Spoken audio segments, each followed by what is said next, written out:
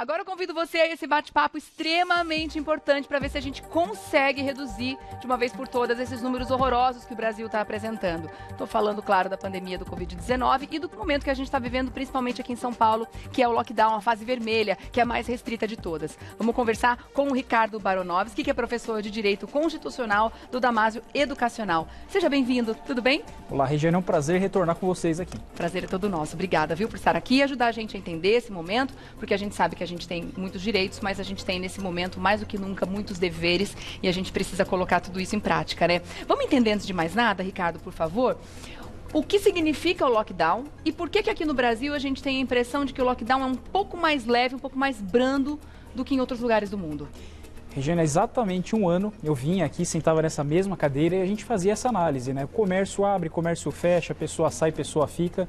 E naquele momento, em março do ano passado, a gente não tinha muita convicção do que estava acontecendo. E posso falar, a gente continua na mesma incerteza, sobretudo em razão dessa mutação desse vírus. Sim. Quando a gente fala em lockdown, traduzindo para o nosso idioma, significa confinamento. Mas o que a gente vive hoje no país não é um lockdown, é um isolamento um pouco mais restrito. Sim. Lockdown seria aquela medida onde a pessoa sequer pode sair na rua, a exemplo do que ocorreu na Europa. Muitos países da Europa fizeram isso, né? A gente tem notícias realmente da efetividade dessa medida? Veja só na Itália, né, na Espanha e em Portugal, em alguns momentos a fase estava mais crítica. E como é que a gente mede, né? Isso que é interessante. Parece que é opinião do governante, parece que é vontade do político. Na verdade, não. Na verdade, se trata do congestionamento hospitalar. Conforme a UTI vai ficando mais cheia, o governante fala, olha, não tenho mais onde pôr. Vai ser uma escolha trágica saber quem morre e quem vive. Isso, o médico, deve ser um transtorno muito grave para os profissionais da saúde. E aí o confinamento vem para tentar resolver essa medida. A exemplo da Europa, ali sim, foi um lockdown genuíno. Sim, eu fico imaginando o nível de estresse que os nossos profissionais da saúde aqui no Brasil estão submetidos nesse momento também, né? Com as UTIs tão lotadas. Bom, vamos entender então com relação à autonomia dos municípios para esse lockdown. Porque muitas vezes, quando a gente coloca um lockdown estadual ou uma restrição muito mais forte dentro de um território tão grande como um estado, muitas vezes você está desprivilegiando um outro lugar que poderia estar numa situação mais leve e numa dessa o comércio não ser tão impactado, né, diretamente, em detrimento de outras cidades que estão em situações mais difíceis. Os municípios têm autonomia de ter ou não um lockdown? É importante... Se o Estado colocar em prática, perdão. Perfeito. É importante quem nos assiste saber que a competência para tratar da saúde é comum. União, que é o federal, estados e municípios. Todos eles têm a obrigação de bem cuidar da saúde. E sabe qual é o mais adequado? Que cada município, de acordo com o seu interesse local, porque cada município está numa situação. Há municípios que têm estrutura hospitalar melhor e está com uma taxa de Covid menor. Há outros municípios, em contrapartida, que há um congestionamento da saúde muito grande e ele merece medidas restritivas. Quando a gente fala em medida restritiva geral, olha, todo o estado, todo o país, isso acaba desprezando, às vezes, as peculiaridades locais. Então é bom que o gestor local, aquele prefeito daquele município específico, ele, melhor do que ninguém, sabe qual é a realidade daquela situação. E ele tem competência para fazer isso, tendo em vista que a saúde é uma obrigação de todos. Tá. A gente pode dizer que o lockdown é ilegal ou inconstitucional, já que o nosso direito de ir e vir está na Constituição? A gente pode, porque muitas pessoas usam isso como um argumento, né? Ah, tá bom, tem que ficar em casa, mas e o meu direito de ir e vir? Fica onde? Como é que a gente pode interpretar a lei nesse caso? De forma alguma, né? Quando a gente discute um tema tão relevante, a gente não pode tornar isso paixões de futebol, não pode ser política, Sim. Na verdade é um critério técnico, né? Eu falo como constitucionalista, na verdade quando um governante decreta o lockdown, por pior que ele seja para o comerciante ou mesmo para as pessoas, por mais que ele seja desagradável, não é legal. A gente vem, eu vim aqui, me desloquei para esse programa, a gente vê as ruas vazias, isso dá tristeza, o comércio fechado, a gente não encontra um local para tomar café, então isso é muito triste, eu não nego isso. Mas, na verdade, a gente tem que fazer o que a gente chama sopesamento. Colocar nos pratos da balança, de um lado eu tenho a vida e a saúde, de outro lado eu tenho a liberdade de locomoção. Então, cabe ao julgador, quem é esse julgador? É o político, é o prefeito, é o governador, é o presidente, fazer o sopesamento e escolher. Naquele caso concreto, não há uma resposta prévia. Veja que em março do ano passado a gente debatia o mesmo tema e não tinha muita resposta. Hoje, a incerteza continua. Talvez, então, acho que o critério será que a vacina venha logo e resolva esse sopesamento. Mas a gente já tem mais dados, né, para poder saber quais medidas podem surtir mais efeito numa localidade e outras não depois de um ano, né? Eu acho que pelo menos um pouco mais de clareza de algumas informações a gente já está conseguindo colher, né? Agora, com relação a prefeitos, governadores, presidentes, mundo afora, eles podem ser responsabilizados de alguma forma caso a realidade seja uma e a atitude vá na contramão daquilo que está sendo mostrado pelos números? Quando a gente trata de responsabilidade político-administrativa de qualquer governante, a gente não pode esquecer que tem que ter uma conduta dolosa. O que é esse dolo? Né? A vontade livre e consciente de bem fazer o mal. O que a gente espera numa sociedade nesse nível, né, que a gente está sobretudo amparada pela medicina, é que as decisões dos governantes sempre tenham um amparo técnico. Tudo que o governante faz tem que estar fundamentado, não é uma opinião pessoal, falar, eu não gosto disso, eu não quero, eu não me sinto bem, a minha convicção, a minha ideologia, na verdade, tem que ter ponderação, ele tem que ser técnico, né? Eu só posso responsabilizar um governante quando ele deixa de fundamentar a decisão dele e passa a colocar idiosincrasias e opiniões próprias acima da técnica, da ciência e da medicina. Aí eu poderia imaginar eventual responsabilização. E quem faz isso? Quem que faz esse julgamento? Via de regra, nos prefeitos e governadores é o Poder Judiciário. Prefeitos, juízes, né, e tribunais, sobretudo o Tribunal de Justiça, porque eles têm foro por prerrogativa de função. E no caso da presidência, a gente tem um julgamento político. Não são os juízes. Na verdade, por se tratar de crimes de responsabilidade, quem faz esse julgamento é o Congresso Nacional, são os parlamentares. Vamos então entender como é que a gente define os critérios do que é essencial e do que não é essencial, porque até isso as pessoas estão questionando hoje em dia, né? Ah, mas esse serviço é essencial e esse trabalho não, né? Vamos tentar entender e colocar isso na tela. Aqui na fase vermelha, quais são as atividades que são permitidas nesse momento na área da saúde, por exemplo? A gente tem aí, vamos colocar? Hospitais, clínicas e farmácias. Todas os outros comércios que trabalham com serviços de saúde não podem abrir, teoricamente. Perfeito. E veja o que aconteceu até nos mercados, né? Isolaram as partes de mercadorias não essenciais para que as pessoas não transitassem. Porque senão seria o rapaz indo, o consumidor indo para o mercado para consumir produtos não essenciais, desvirtuando as medidas impostas pela restrição. Ah, tá certo. Vamos dar uma olhada então, já que você citou o supermercado, na parte de alimentação, a gente tem também aí uma telinha mostrando que são os supermercados, as padarias e as feiras livres, sem consumo no local, né? Isso na fase mais restritiva, quer dizer, o pastelzinho da feira, né? Aquela padaria, né, que muitas vezes funciona dentro do supermercado, também não pode funcionar nesse momento. Exatamente. Eu até me recordo de um exemplo, uma vez, isso que é o problema com a população, ela se sente um pouco confusa às vezes. Aí cabe ao governante bem informar, falar, agora estamos na fase laranja, fase vermelha. Teve um dia que eu fui para o trabalho, né, precisava ir, e eu estava acostumado a comer numa padaria, cheguei, ela falou, a gente não está servindo mais a refeição. Tive que pegar, levar para o carro, comer no estacionamento e me senti um pouco confuso. Falar, ontem a gente estava na laranja, hoje eu estou na vermelha. Cabe ao governante informar a população. Exatamente, quer dizer, pode funcionar, né, mas não pode comer no lugar. Então pode, por exemplo, o pessoal da pastelaria ali da feira pode vender para as pessoas comerem em outro lugar, de repente dentro dos seus próprios carros, isso está permitido, né? Perfeitamente. Tá. Atividades permitidas, vamos colocar na tela? Na fase vermelha, restaurantes e lanchonetes, mas salvo, né, como a gente acabou de dizer, só para retirada, não é isso? Exatamente, só para retirada, sem o consumo local. Tá. Também a gente tem aqui atividades permitidas na segurança pública. Vamos dar uma olhada, que segurança pública e privada, atividades jornalísticas e comunicação social, que é isso que a gente está fazendo aqui agora, nesse momento também. Aliás, é importante que as pessoas estejam bem informadas, né? Fala assim, mas por que as televisões, jornalismo... Na verdade, o que chega na casa para que as pessoas se comportem adequadamente vai da parte dos jornalistas. Então, quando fala assim, aos profissionais da saúde, a gente tem que lembrar de mais duas classes. Os policiais, que não pararam um dia, civis e militares, e também os profissionais de imprensa, também fazendo um papel importante para informar você que está assistindo aí. E lembrando que cheios de protocolos, né? Exatamente. A gente está nesse momento aqui trabalhando numa forma completamente diferente do que se trabalhava no começo do ano passado, né? Todo mundo tomando as devidas medidas e os cuidados que precisam ser tomados nesse momento, né? Agora, outras atividades que também causam aí confusão para muitas pessoas são os hotéis, né? Postos de combustíveis, acredito que não. Bancos e lotéricas, como é que fica nesse momento? Exatamente. Hoje, com o serviço da internet, que a gente pode fazer compras pela internet à distância, até pagamento de contas, é uma tendência que esses serviços diminuam, não há a menor dúvida disso. Então, eles são, em tese, tolerados, mas sempre incentivando a população que, se ela puder fazer virtualmente, melhor para ela e melhor para o seu semelhante. Tá certo. Os hotéis, eles estão podendo funcionar nesse momento com uma capacidade reduzida? Temos duas polêmicas aí, tanto em relação aos hotéis, eu não sei se vai passar também em relação às igrejas, que tem 30% do funcionamento, por exemplo, aqui em São Paulo, são as piores discussões. Porque tem profissionais também que precisam se deslocar. Onde que eles vão ficar hospedados? Então imagina um profissional que precisa ir para outro estado. Onde ele vai ficar? Vai impedir a profissão dele? Às vezes é um policial militar que faz outra comarca. Como é que ele faz se não puder ficar hospedado? Então também é uma das piores discussões para resolver. Muito difícil realmente, muito difícil, né? Hard cases, casos difíceis.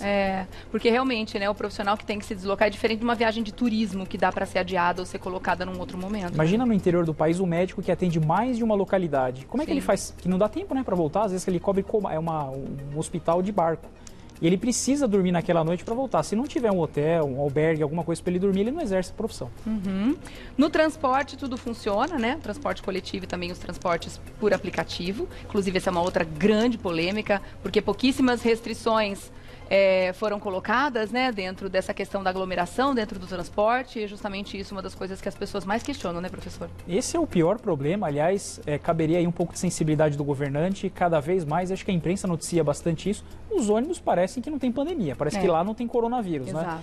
né? Não há as medidas de profilaxia necessárias, não há a limpeza dos ônibus a cada viagem, e eu posso falar, vindo aqui para cá, vendo bastante ônibus lotados, né? Então cabe aí ao município, ao estado, poder tentar organizar um pouco melhor essa situação. O povo sofre bastante. Muito. Eu que venho todos os dias para cá, passo nas avenidas importantes, onde tem corredor de ônibus, vejo muita lotação dentro do transporte, dentro dos ônibus. E o pior, muitas vezes a pessoa acaba dormindo, gente, já vi várias vezes a pessoa sem a máscara cai, a pessoa não percebe e está ali num ambiente absolutamente perigoso, né? E desprotegida. Então, eu não sei qual seria a solução, colocar mais ônibus nas ruas, ou segurar um pouco as pessoas, espaçar o horário de trabalho, muitas vezes, para justamente não ter essas aglomerações em horário de pico. É muito difícil de resolver, mas que precisava ter um olhar especial para isso, precisava, né? Com certeza, precisa, não precisava. Bom, continuando aqui, atividades permitidas, construção civil, indústria e agronegócio, isso não pode parar também, né, professor? Exato, as pessoas precisam se alimentar, as pessoas precisam morar. E ali também tem um lado forte da economia desses setores, né? Claro que tudo que a gente traz sempre vai desagradar alguém, vai agradar outro setor. Quando essas medidas são adotadas, a gente fala dessa ponderação, né? A gente coloca qual é o risco da atividade para a saúde pública e qual é o benefício que ela traz para a sociedade. Quando eu peso os dois, aí eu descubro se aquela atividade é essencial ou não. Ok, falamos de tudo, né? Aqui, a atividade de serviços gerais já foi. Agora, a gente tem essa fase vermelha no estado todo. Alguns municípios, se eu não me engano, pelo menos eu tenho notícia de que conseguiu não entrar na fase vermelha e teve que fazer isso por decreto. Quer dizer, como a gente estava falando aqui, o município tem essa autonomia de provar por A mais B de que ele não está naquela condição e não entrar na fase vermelha? Veja, tem alguns municípios que têm uma situação muito peculiar, né? Então, alguns municípios do estado de São Paulo, por exemplo, estão judicializando, trazendo para o Tribunal de Justiça de São Paulo, provando, então não é uma mera opinião daquele governante, mas ele fundamenta que os hospitais estão bem equipados, que a taxa de ocupação hospitalar está inferior a 60%, 70% e que ele tem condições de bem tocar a sua economia conciliando com a saúde pública. Se o governante local fizer isso, bem fundamentado à luz da ciência, da técnica e do direito, ele consegue regredir. A gente tem algumas tentativas, os processos estão em curso, tirando esse caso do decreto próprio do município, mas que pode ser derrubado, né? Na verdade, quando eu faço o decreto, eu estou dizendo para mim mesmo, eu preciso acionar o Poder Judiciário para poder regredir dessa fase vermelha para a fase laranja. Tá. Leãozinho tem uma pergunta, diga. Algumas dúvidas que vocês foram conversando, eu fui ficando na cabeça. Por exemplo, no mercado, o supermercado, né? A manipulação das coisas, das frutas, por exemplo, principalmente no mercado, no mercadão e tal, né?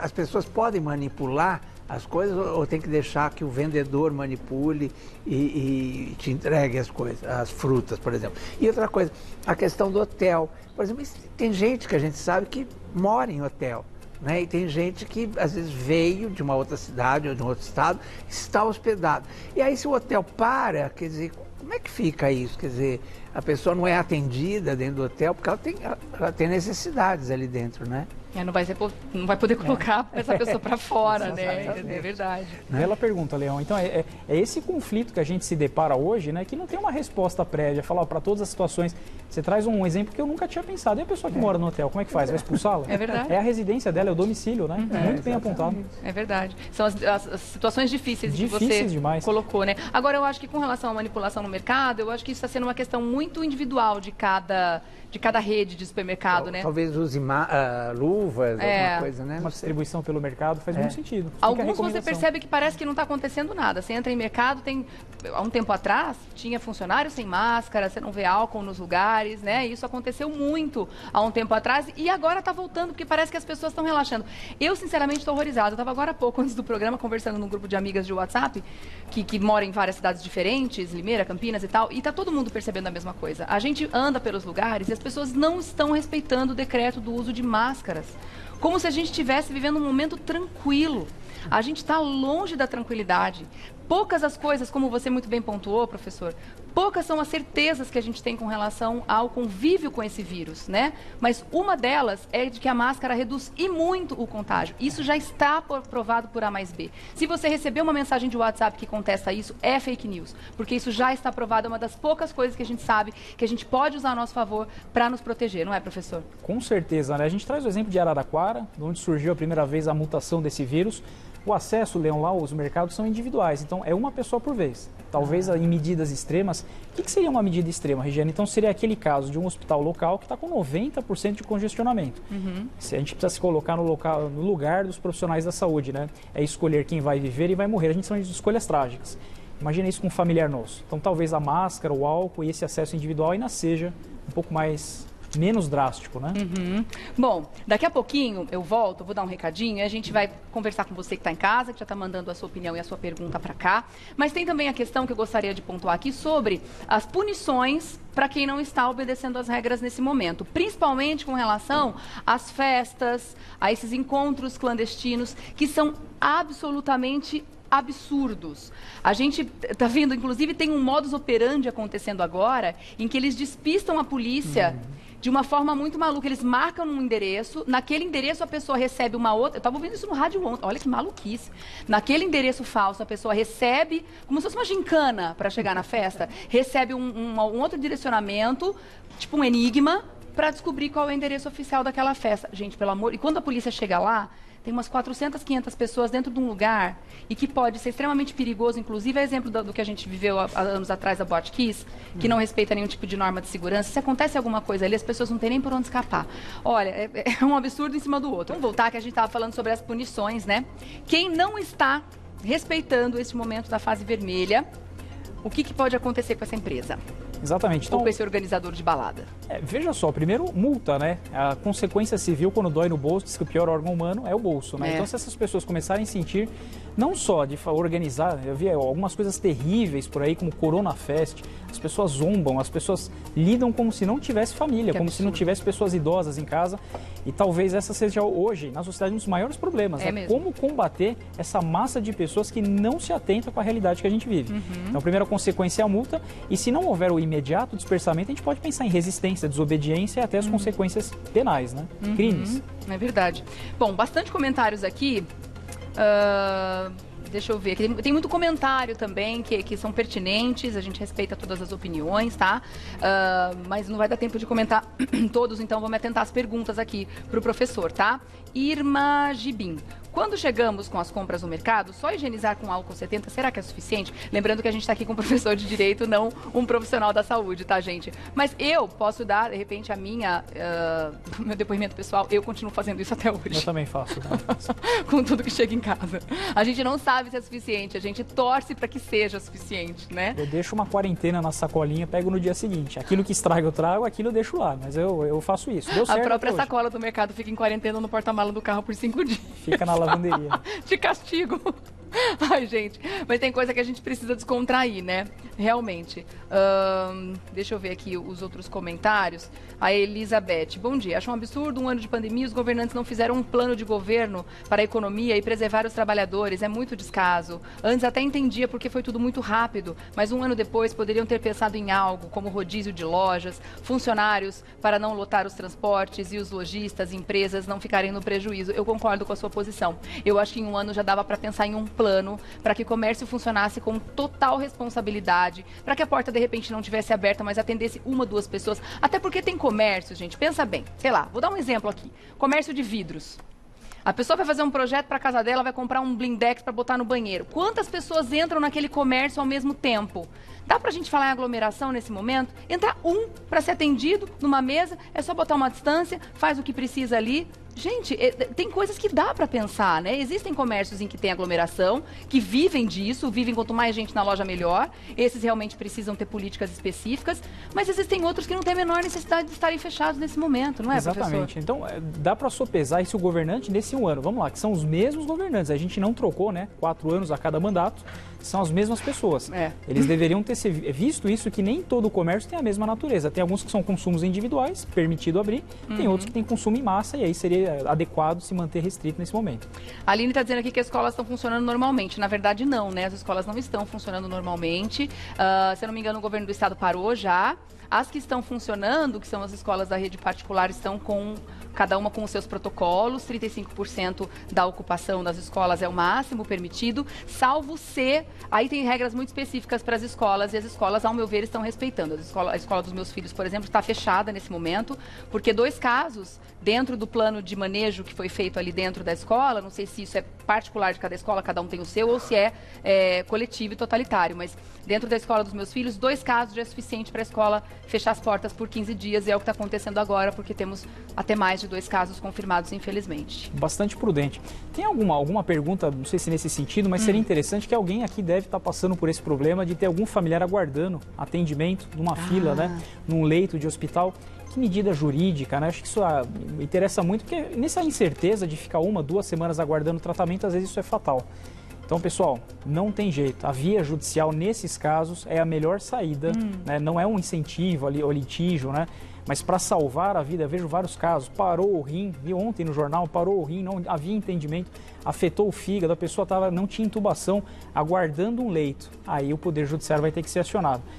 Essa é uma excelente pergunta, uma excelente colocação, né? Porque se a pessoa precisar de um leito hospitalar e não tiver à disposição, para quem a gente recorre? A gente vai atrás da prefeitura? Ou é o pessoal do próprio hospital que a gente fez contato, que precisa dar um jeito de realocar essa pessoa em outro lugar? Quem a pessoa pode pedir socorro nessa hora? Porque é só isso, né, que a pessoa tem a fazer, pedir socorro mesmo. Quem cuida nesse primeiro momento é o Poder Executivo, então é a Secretaria da Saúde que lida com esses casos. Mas a minha experiência diz que muitas vezes a Secretaria da Saúde não consegue atender o excesso de demanda e não tem consequências, né? Se ele descumprir aquela decisão, é discricionário, quer dizer, é juízo de conveniência e oportunidade a cada caso. Mas existe a via judicial. Então, um advogado ou aquelas pessoas que não têm renda podem procurar a Defensoria Pública do teu estado. Aqui em São Paulo, por exemplo, fica na Liberdade, tem atendimento virtual e ela consegue uma vaga. Mas, professor, se não tem, da onde que vai tirar? O estado vai ser obrigado. É imediata? A gente fala que é uma liminar, né? A liminar, ela até 24 horas, e o Tribunal de São Paulo, ele é muito rápido, né? Até 24 horas tem uma resposta e o Estado vai ter que dar um jeito, senão as consequências são gravíssimas para o político. Tá. Bom, tem aqui mais comentários. A Rosa, por exemplo, ela está dizendo aqui que apesar do lockdown, muita gente precisa do transporte público para ir trabalhar. As frotas de ônibus diminuíram muito nos horários de pico. Nossa, é um absurdo, né? É fato, isso diminuiu mesmo. É um absurdo diminuir num momento como esse, gente. Ai, tenho que respirar. E ela está dizendo aqui que os ônibus não estão sendo higienizados. Aonde podemos cobrar? De quem podemos cobrar nesse caso? Nesse caso, cabe até o Ministério Público, a Defensoria, tentando esse interesse coletivo, né? Porque não é o interesse de uma pessoa só, né? Dessa que nos assiste, ou de 10 ou 20 pessoas. Na verdade, é o Estado inteiro, milhões de pessoas estão passando por isso. A grande maioria usa o transporte público.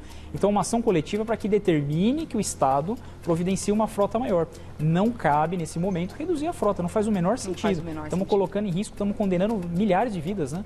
É contra essas atitudes, né? E essas determinações que não fazem sentido nenhum, que as pessoas se revoltam. E aí, o não uso da máscara nas ruas, ao meu ver, parece que é isso, meio que um protesto do tipo assim, meus caras não estão nem aí pro negócio, eu tenho que estar. Então fica um protesto velado em cima de uma situação séria diante desse tipo de desgoverno que a gente está vendo em todas as instâncias, né? É realmente um absurdo. Por exemplo, hospital de campanha, no momento que a gente mais precisa, exatamente, fecharam o hospital de campanha. Aí falaram que vão abrir o hospital de campanha agora como se fosse um apêndice dos hospitais que já existem para aproveitar essa estrutura. Mas precisa contratar mais gente, os profissionais de saúde não estão aguentando mais.